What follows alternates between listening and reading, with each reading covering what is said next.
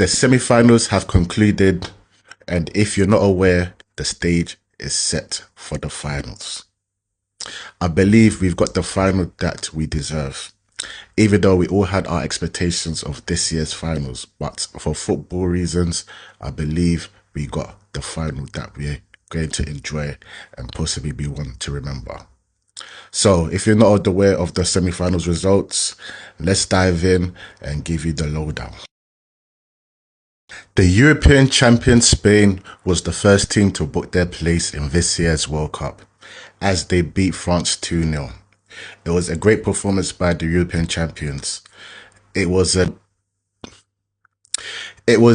confusing performance from France, who was probably favourites to win this year's World Cup.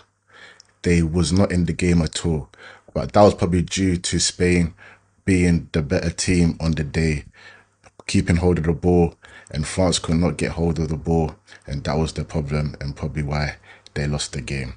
The style of play from both teams is highly different, and Spain was superior in that, and it showed in the game, and that's why they made it through to this year's finals. A great joy was taken from England fans yesterday. I truly believe we was in a great moment yesterday, and it got snatched from us. A game of two halves. First half between England and Argentina was a battle between two great rivalries, and we saw that in the first 5 to 10 minutes, you knew what type of game it was going to be. Referee did allow some things to go, but we kind of expected that. But it built the intensity of the game and the excitement of the game. Going into the second half now, 10 minutes in, Anthony Gordon put England in the lead. You can feel the excitement, you can feel the joy, you can feel England are possibly going to make it into this year's finals. Then, the change in the game. Thomas Tuchel somehow went defensively.